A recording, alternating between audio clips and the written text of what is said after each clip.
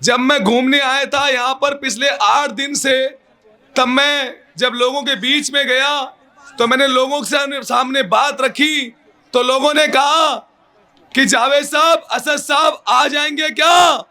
अरे मैंने कहा बाड़मेर वालों की मोहब्बत सबसे ज्यादा है पूरे राजस्थान में, इंशाल्लाह जरूर आएंगे।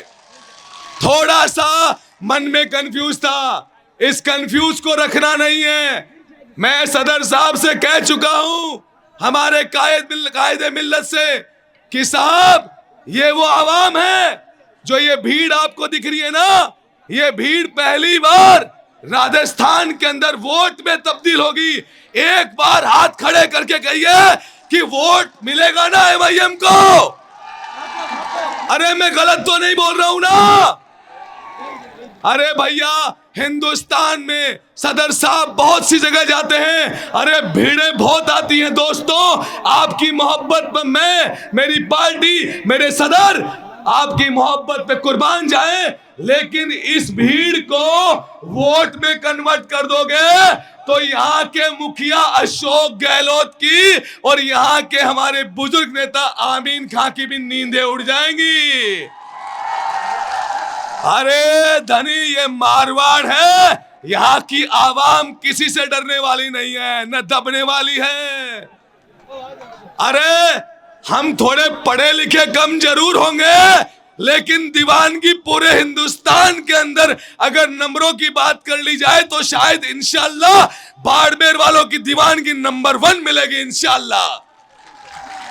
और मैं दिल से सैल्यूट करता हूं हमारे यहाँ 36 बिरादरी के भाइयों का, और जो मेरे दलित भाई हैं उनका भी मैं दिल की गहराइयों से शुक्रिया अदा करता हूं कि उन लोगों ने यहां पर आकर हमारा जो मान बढ़ाया, हमारे कायद बैरिस्टर असदुद्दीन ओवैसी का नाम बढ़ाया, और जो हमारे दलित समाज के बड़े नेता, कद्दावर नेता उदाराम मेघवाल जी, मैं उनका भी दिल की गहराइयों से शुक्रिया अदा करता हूं।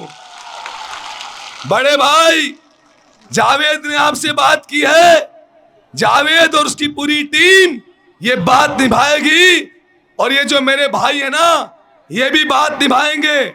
आप बहुत अच्छे नेता हैं, जन नेता हैं, मैं आपकी तारीफ करता हूं, लेकिन एक बार इंशाल्लाह एमआईएम के साथ जुड़ेंगे तो हो सकता है कि यहां बाड़मेर के अंदर एक नया इतिहास इंशाल्लाह लिखा जाएगा।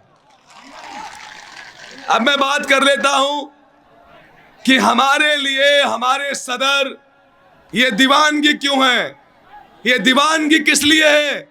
ये दीवानगी इसलिए है कि 543 की 545 की मेंबर ऑफ पार्लियामेंट के अंदर अगर कोई गरीब, अगड़ा, पिछड़ा, दलित, वंचित, शोषित और इस देश के गरीब मुसलमान के लिए कोई बोल रहा है तो मेरे कायद बैरिस्टर असदुद्दीन ओवैसी साहब है।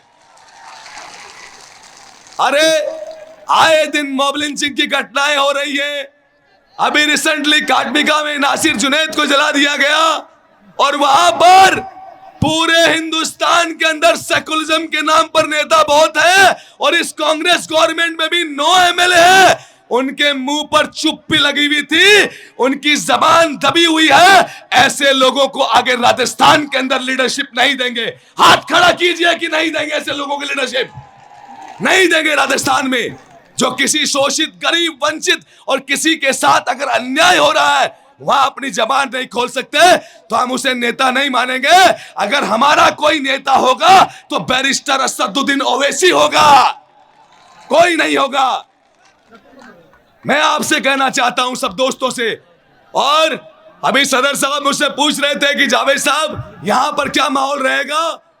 मैंने कहा साहब ये पश्चिमी राजस्थान है, और साथ खड़ा हो गया और उमड़ गया ना साहब, तो राजस्थान में अशोक गहलोत जी को देखना पड़ेगा कि क्या हुआ। ये बाड़मेर वो जिला है जहां 7 में से 6 सीटें कांग्रेस को मिली हैं, यानी 99 में से 6 सीटें कांग्रेस को मिली हैं। तो जनाब अब ये 6 सीटें आपको वादा करना है 36 बिरादरी के भाइयों को, चाहे मेरे जाट भाई हैं मैं उनको सलाम करता हूं, मेरे राजपूत भाई हैं मैं उनको सलाम करता हूं, मेरे जो दलित वंचित शोषित भाई हैं उनको मैं और मेरी पार्टी सलाम करती है, और इस देश के गरीब मुसलमान उनको हम सलाम करते हैं। आप सब लोगों को इत्तेहाद पैदा करके एक साथ खड़ा होना होगा, इंशाअल्लाह क्रांति तय है, मैं बता रहा हूं आपको।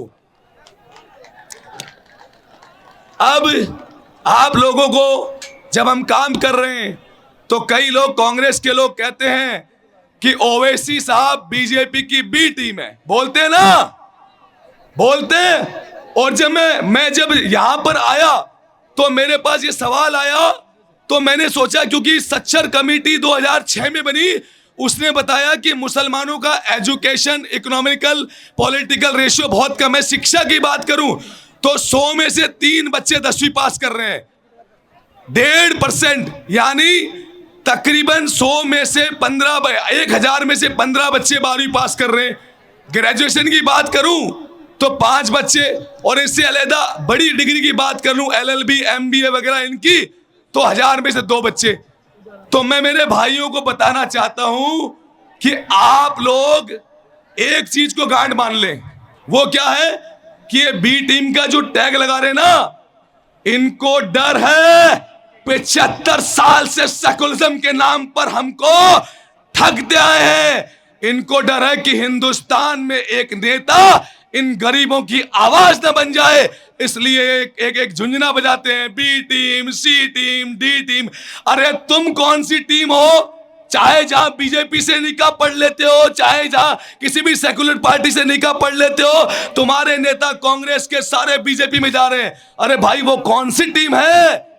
हमने उत्तर प्रदेश में चुनाव लड़ा तो वहां की आवाम ने हमें 0.49% वोट किया, यानी हमें आवाम ने, एक बार उनके मन में था कि योगी को हराने वाला शायद अखिलेश बाबू होगा, एक बार दोबारा गलती कर गए। मैं मेरी इस गरीब लोगों से, इस कौम से कहना चाहता हूं जिसमें 36 बिरादरी आती है, अगर नरेंद्र मोदी जी का मुकाबला पूरे हिंदुस्तान में कोई करेगा तो मेरा कायद बैरिस्टर असदुद्दीन ओवैसी करेगा, न राहुल गांधी करेगा, न वो छोटा रिचार्ड साहब, कोई नहीं करेगा। अगर कोई मुकाबला करेगा तो मेरा कायद बैरिस्टर असदुद्दीन ओवैसी करेगा, और जितना जल्दी आप समझ जाओगे उतना ही बढ़िया है। हमें कहते हैं कि आपकी वजह से, अब मेरे मुसलमान भाई को यह पता नहीं है कि बिहार का इलेक्शन हुआ, हमने तकरीबन 20 सीटों पे सीमांचल जो नेपाल के बॉर्डर का है एरिया, वहां पे चुनाव लड़ा, 5 पे हम कामयाब हुए, 3 पे दूसरे नंबर पे रहे, और हमें यह कहा जाता है कि जिम्मेदार आप हो। अब हमारे भाइयों को पता नहीं है कि 243 की असेंबली है बिहार की। अरे हमने तो मात्र 20 सीटों पे लड़ा, ये कांग्रेस 70 सीटों पे चुनाव लड़ती है, 19 जीतती है, 51 हार जाती है। अरे भाई, जिम्मेदार बीजेपी को जिताने के लिए ओवैसी नहीं है, ये कांग्रेस है। जिस दिन कांग्रेस को छोड़कर ओवैसी के साथ हो गए तो बीजेपी नहीं जीतेगी, मैं आपको बता देता हूं, ये तय है। वादा कीजिए। मैं अपना भाषण ज्यादा लंबा नहीं करूंगा क्योंकि मुझे आप रोज सुनते हैं, और इंशाअल्लाह मुझे पूरी उम्मीद है मैं सदर साहब के सामने एक वादा कर सकता हूं, अगर आप चाहें तो। इजाजत है क्या? इजाजत है। मैं बाड़मेर से इंचार्ज हूं और आप मुझसे वादा कीजिए, एक एक गांव को घूमने आऊंगा, 36 बिरादरी को एड्रेस करूंगा।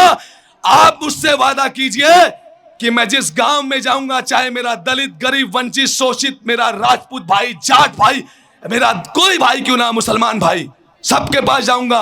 आप मुझसे वादा कीजिए कि 2023 में इस इंचार्ज की इज्जत रख लोगे, इतना वादा कर लो। खुदा की कसम, मैं आपके लिए जान लगा दूंगा। और मेरे को मौलाना कमाल ने कहा कि टेम्परेचर 50 डिग्री यहाँ का। कमाल साहब, यहाँ का टेम्परेचर अगर 55 डिग्री हुआ तो जावेद रोड पर पैदल चलेगा, लेकिन मेरे कायद की इज्जत रखेगा इंशाअल्लाह। मेरे कायद को रिजल्ट देगा जावेद, आपसे वादा करता है। बहुत बहुत शुक्रिया, थैंक यू। जावेद साहब से हमने जो वादा किया है, इंशाअल्लाह दिल की गहराई से उसको कबूल करता है, इंशाअल्लाह।